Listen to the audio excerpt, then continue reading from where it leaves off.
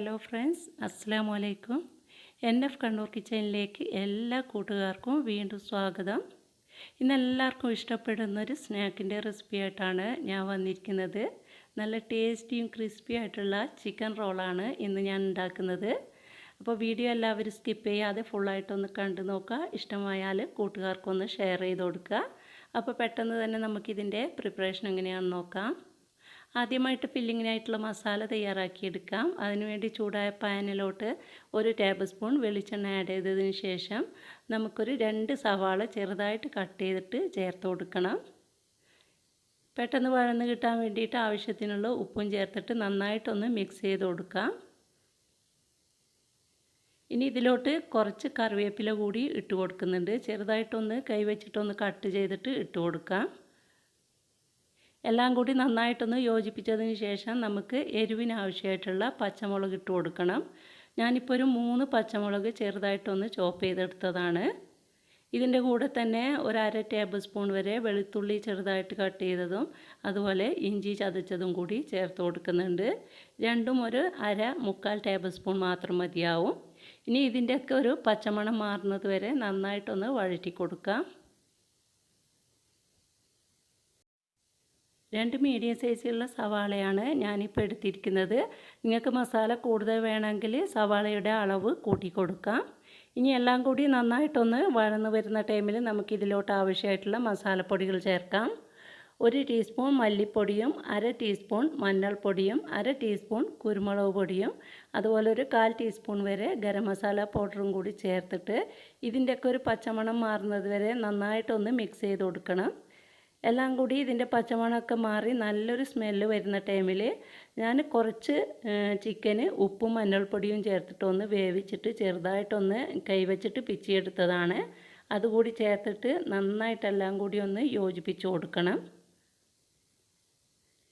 എല്ലാം കൂടി ഒന്ന് യോജിച്ച് വരുന്ന ടൈമിൽ അവസാനമായിട്ട് ഒരു 1-2 ടേബിൾ സ്പൂൺ മല്ലിയില കൂടി ചെറുതായിട്ട് കട്ട് ചെയ്തിട്ട് ചേർത്തിട്ട് ഒന്ന് യോജിപ്പിച്ച് കൊടുത്തതിന് ശേഷം നമുക്ക് ഫ്ലെയിം ഓഫ് ചെയ്യാം. ഇനി ഇത് നമുക്ക് മാറ്റി വെക്കാം. ഇനി നമുക്ക് കുറച്ച് റസ്ക് പൊടി തയ്യാറാക്കാം. അതിനുവേണ്ടി ഒരു 5 സ്ലൈസ് ബ്രെഡ് മിക്സിയുടെ കുഞ്ഞു ജാറിലിട്ടിട്ട് ഒന്ന് പൊടിച്ചെടുത്തതിന് ശേഷം ഒരു ചൂടായ കടായിലോട്ട് ഇട്ടിട്ട് നന്നായിട്ടൊന്ന് വറുത്തെടുക്കാം. മീഡിയം ടു ലോ ഫ്ലെയിമിലിട്ടിട്ട് വേണം വറുത്തെടുക്കാൻ വേണ്ടിയിട്ട്. ബ്രെഡ് ആയതുകൊണ്ട് പെട്ടെന്ന് തന്നെ കരിഞ്ഞു പോവും. ഒരു 2-3 മിനിറ്റ് ഇതുപോലെ കൈവെക്കാതെ ഒന്ന് മിക്സ് ചെയ്ത് കൊടുത്തു കഴിഞ്ഞാൽ ഈ ബ്രെഡിൻ്റെ വാട്ടർ കണ്ടൻറ്റൊക്കെ പോയിട്ട് നന്നായിട്ടൊന്ന് ക്രിസ്പി ആയിട്ട് വരും. നല്ലൊരു സൗണ്ടൊക്കെ വരുന്ന ടൈമിൽ നമ്മൾ സ്പൂണിൽ കോരിയെടുത്തിട്ട് താഴോട്ട് ഇടുന്ന ടൈമിൽ നല്ല സ്മൂത്തായിട്ട് താഴെ പോകുന്നുണ്ടെങ്കിൽ ആ സമയത്ത് നമുക്ക് ഫ്ലെയിം ഓഫ് ചെയ്യാം. കണ്ടോ, ഏകദേശം കളറൊക്കെ ഒന്ന് ചേഞ്ചായിട്ട് ഇതുപോലെ സ്മൂത്തായിട്ട് താഴെ പോകണം. കളറൊക്കെ ഒരു ഏകദേശം ഒരു ഗോൾഡൻ ബ്രൗൺ കളറായി വരുന്ന ടൈമിൽ നമുക്ക് ഫ്ലെയിം ഓഫ് ചെയ്യാം.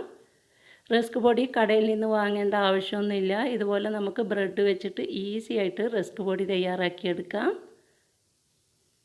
ഇതിപ്പോൾ നന്നായിട്ട് ക്രിസ്പി ആയിട്ട് വന്നിട്ടുണ്ട്. നമ്മൾ പാൻ വെച്ചിട്ടൊന്ന് ചുറ്റിക്കുന്ന ടൈമിൽ നല്ല സൗണ്ട് വരുന്നുണ്ടെങ്കിൽ ആ ടൈമിൽ നമുക്ക് ഫ്ലെയിം ഓഫ് ചെയ്യാം. ഞാനിപ്പോൾ ഫ്ലെയിം ഓഫ് ചെയ്തിരിക്കുകയാണ്. ഫ്ലെയിം ഓഫ് ചെയ്ത ഉടനെ തന്നെ നമ്മൾ ഈ റസ്ക് പൊടി വേറൊരു പാത്രത്തിലോട്ട് മാറ്റണം. ഇല്ലെങ്കിൽ ചൂട് തട്ടിയിട്ട് അടിവശം കരിഞ്ഞു പോവും. ഇനി ഇത് തണുക്കാൻ വേണ്ടിയിട്ട് മാറ്റി വെക്കാം. അതേസമയം നമുക്ക് റോളിനുള്ള ബാറ്റർ തയ്യാറാക്കാം. ഇനി നമുക്ക് മിക്സിയുടെ ജാറിലോട്ട് 1 കപ്പ് മൈദ ഇട്ട് കൊടുക്കണം. ഇതിലോട്ട് 1 എഗ്ഗും 1/2 ടീസ്പൂൺ ഉപ്പും ചേർത്ത് കൊടുക്കാം. ഇനി ഇതിലോട്ടൊരു 1/4 കപ്പ് വെള്ളം കൂടി ചേർത്തിട്ട് ജാർ അടച്ചു വെച്ചിട്ട് നന്നായിട്ടൊന്ന് അടിച്ചെടുക്കാം. ഇത് ഞാനിവിടെ നന്നായിട്ട് അടിച്ചെടുത്തിട്ടുണ്ട്. ഇതാണ് ഇതിൻ്റെ യഥാർത്ഥ കൺസിസ്റ്റൻസി. ഇത്രയും തിക്നെസ്സിൽ വേണം നമ്മൾ അരച്ചെടുക്കാൻ വേണ്ടിയിട്ട്. അധികം ലൂസായി പോവരുത്, എന്നാൽ അധികം തിക്കായി പോവുകയും ചെയ്യരുത്. നമ്മൾ സാധാരണ ദോശമാവൊക്കെ ഉണ്ടാക്കുമല്ലോ, അത്രയും തിക്നെസ്സിൽ വേണം ഉണ്ടാക്കിയെടുക്കാൻ വേണ്ടിയിട്ട്. ഇനി നമുക്ക് പാൻ കേക്ക് ഉണ്ടാക്കാൻ തുടങ്ങാം. ചൂടായ പാനിലോട്ട് ഇതുപോലെ ഓരോ സ്പൂണിൽ ബാറ്റർ കോരിയിട്ട് ഒഴിച്ചതിന് ശേഷം നന്നായിട്ടൊന്ന് ചുറ്റിച്ച് കൊടുക്കാം. വളരെ തിന്നായിട്ട് വേണം ഈ പാൻ കേക്ക് ഉണ്ടാക്കിയെടുക്കാൻ വേണ്ടിയിട്ട്. കട്ടി കൂടിക്കഴിഞ്ഞാൽ നമ്മൾ റോള് ചുറ്റിയെടുക്കുന്ന ടൈമിൽ പൊട്ടിപ്പോവും. അതുകൊണ്ട് ഇതുപോലെ തിന്നായിട്ട് പരത്തിയിട്ട് ഉണ്ടാക്കിയെടുക്കാം. ഒരു 10 സെക്കൻഡൊക്കെ വെക്കുമ്പോൾ ഈ പാനിൽ നിന്നും ഇതുപോലെ ഒന്ന് ഇളകി വരുന്ന ടൈമിൽ നമുക്കിതൊരു പ്ലേറ്റിലോട്ട് മാറ്റിയിട്ട് അടുത്ത പാൻ കേക്കും ഇതുപോലെ ചുറ്റിച്ചെടുക്കാം. ഈ പാൻ കേക്ക് തയ്യാറാക്കുന്ന ടൈമിൽ നമുക്ക് നേരത്തെ തയ്യാറാക്കിയ പാൻ കേക്കിലോട്ട് 1 ടേബിൾ സ്പൂണ് മസാല വെച്ച് കൊടുത്തതിന് ശേഷം 2 സൈഡും ഇതുപോലെ ഒന്ന് ഫോൾഡ് ചെയ്തെടുക്കാം. ഞാൻ ചെയ്യുന്നതുപോലെ ചെയ്തെടുത്താൽ മതി. ഇനി ഇത് നമുക്കൊരു റോളായിട്ട് ചുറ്റിയെടുക്കാം. ഇത് ചൂടോടുകൂടി തന്നെ ചെയ്തെടുക്കുകയാണെങ്കിൽ വേറെ മൈദയൊന്നും വെച്ചിട്ട് ഒട്ടിച്ചെടുക്കേണ്ട ആവശ്യമൊന്നുമില്ല. ഇതുപോലെ തന്നെ നന്നായിട്ട് ഒട്ടി നിന്നോളും. അപ്പോൾ പാൻ കേക്ക് തയ്യാറാക്കിയ ഉടനെ തന്നെ നമ്മളിത് ചുറ്റിയെടുക്കുക. ഒരു പാൻ കേക്ക് തയ്യാറാക്കിയിട്ട് അത് ചുറ്റുന്ന ടൈമിൽ തന്നെ മറ്റേത് നമ്മൾ പാനിൽ ഒഴിച്ചു കൊടുക്കണം. അങ്ങനെയാകുമ്പോൾ പെട്ടെന്ന് തന്നെ നമുക്ക് റോൾ ഉണ്ടാക്കിയെടുക്കാൻ പറ്റും. നമ്മൾ പാൻ കേക്ക് ഉണ്ടാക്കുമ്പോൾ വെരി ലോ ഫ്ലെയിമിൽ വെച്ചിട്ട് മാത്രമേ നമ്മൾ ഉണ്ടാക്കിയെടുക്കാവൂ. ഹൈ ഫ്ലെയിമിൽ വെക്കുമ്പം ദോശയൊക്കെ പോലെ പൊരിഞ്ഞ് വരും. അപ്പോൾ അങ്ങനെ ആവാൻ പാടില്ല. വെരി ലോ ഫ്ലെയിമിൽ ഉണ്ടാക്കിയെടുക്കാം. മുഴുവൻ റോളും ഇതുപോലെ ഉണ്ടാക്കിയതിന് ശേഷം ഒരു ബൗളിലോട്ട് ഒരു എഗ്ഗ് പൊട്ടിച്ചിട്ട് ഒഴിച്ചതിന് ശേഷം ഇതുപോലെ നന്നായിട്ടൊന്ന് ബീറ്റ് ചെയ്ത് കൊടുക്കണം. ഒരു സ്പൂൺ വെച്ചിട്ട് നന്നായിട്ടൊന്ന് മിക്സ് ചെയ്ത് കൊടുത്താൽ മതി.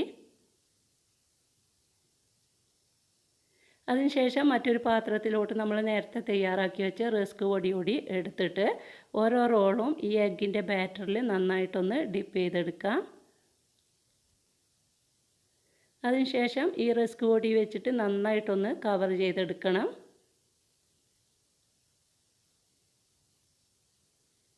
ബ്രെഡ് ക്രംസിനേക്കാളും നമുക്ക് ഏറ്റവും നല്ലത് ഇതുപോലെ റസ്ക് പൊടിയിൽ കോട്ടിങ് കൊടുക്കുന്നതായിരിക്കും. അങ്ങനെയാകുമ്പോൾ നല്ല ക്രിസ്പി ആയിട്ടുള്ള റോൾ തന്നെ നമുക്ക് ഉണ്ടാക്കിയെടുക്കാൻ പറ്റും. കണ്ടല്ലോ, ഇതുപോലെ നമുക്ക് മുഴുവൻ റോളും ഉണ്ടാക്കിയെടുക്കാം.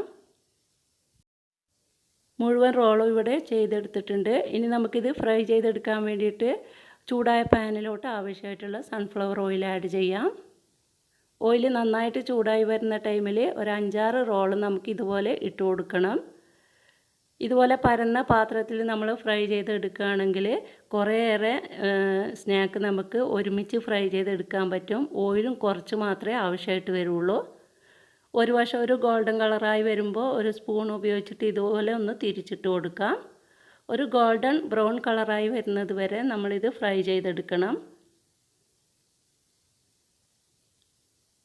ഹൈ ഫ്ലെയിമിൽ ഇട്ടിട്ട് ഓയിൽ നന്നായിട്ട് ചൂടായി വരുമ്പോൾ മീഡിയം ഫ്ലെയിമിൽ ഇട്ടിട്ട് വേണം നമ്മളിത് ഫ്രൈ ചെയ്തെടുക്കാൻ വേണ്ടിയിട്ട്. ഇല്ലെങ്കിൽ റസ്ക് പൊടി ആയതുകൊണ്ട് തന്നെ പെട്ടെന്ന് കരിഞ്ഞു പോകും. നല്ലൊരു ബ്രൗൺ കളറായി വരുന്ന ടൈമിൽ നമുക്കിത് ഓയിലിൽ നിന്നും കോരി മാറ്റിയതിന് ശേഷം ബാക്കിയുള്ള റോളും ഇതുപോലെ തന്നെ നമുക്ക് ഫ്രൈ ചെയ്തെടുക്കാം. എല്ലാവർക്കും വളരെ ഇഷ്ടപ്പെടുന്നൊരു സ്നാക്കാണ് ചിക്കൻ റോൾ എന്ന് പറയുന്നത്. ഈ ചിക്കൻ മസാലയ്ക്ക് പകരം ബീഫ് റോളും എഗ്ഗ് റോളും ഒക്കെ നമുക്ക് തയ്യാറാക്കിയെടുക്കാം. അപ്പോൾ മുഴുവൻ റോൾ ഞാനിവിടെ ഫ്രൈ ചെയ്തെടുത്തിട്ടുണ്ട്. കണ്ടല്ലോ, കാണാൻ തന്നെ നല്ലൊരു ഭംഗിയുണ്ട്, നല്ല ക്രിസ്പിയാണ്.